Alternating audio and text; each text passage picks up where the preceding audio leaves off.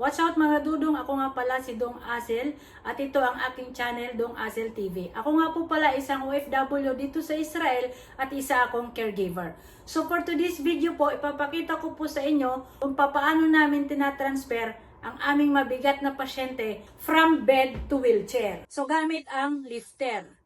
So tingnan natin guys kung paano namin itatransfer ang aming alaga. So wag na nating patagalin, umpisa na natin.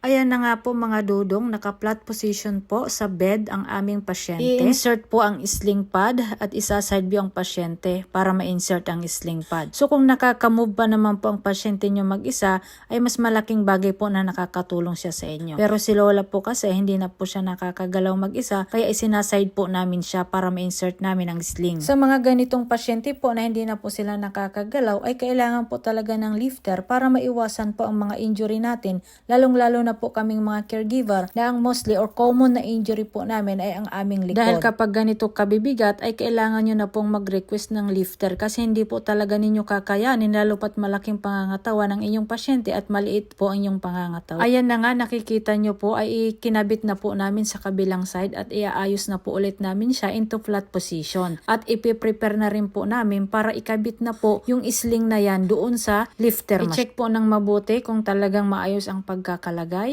At parte naman po dito sa paa ay kailangan pong i-insert po ng mabuti at i-cross nyo po yung tali niya para pag inangat po siya ay magiging stable po siya at hindi magsiswing-swing. So ayan, nakita nyo, ikrinos ko na po yung sa may parting paa niya. At pwede rin pong humawak si Lola dyan, no, para hindi siya matakot. So para magtiwala siya, pwede siyang humawak dyan sa lifter machine na yan. Ingatan lang po na hindi maipit ang kanyang kamay. So habang isa ang nag-ooperate, ay isa naman po ang mag-check at mag-aalalay bago po siya itaas. So ayan, dino-double check ko lang po kung maayos ang pagkakakabit ng kanyang sling pad doon sa lifter machine. At isa na po ang mag-ooperate dyan. Ayan ang aking partner. Ang kakupol ko dito sa aking trabaho ay si Mana Heidi. Isa rin po siyang Filipino World Class Caregiver na parating ng PUAA galing sa Pilipinas o tinatawag nilang government to government agreement ng Pilipinas at Israel. So ayan, habang tinataas na po ang aming pasyente gamit ang lifter na ino-operate, syempre ipiprepare po muna namin siya. Lalagyan po muna namin siya ng sapatos. So technique na po namin yung dalawa kung paano mapapaayos at mapapabilis ang aming trabaho. Para pag nilagay po namin siya doon sa wheelchair ay naka-shoes na po siya. So ayan guys, so kumpante naman po ang aming alaga at hindi po siya natatakot. Kasi talagang tiwala na po siya kasi dalawa kami. So ayan po, unti-unti na po namin siyang ilalagay doon sa wheelchair at isa pa rin po ang nakaalalay. At kung umabot na po kayo sa parting ito ng video na to, ay wag mo naman pong kalimutang mag-like at i-subscribe po ang aking channel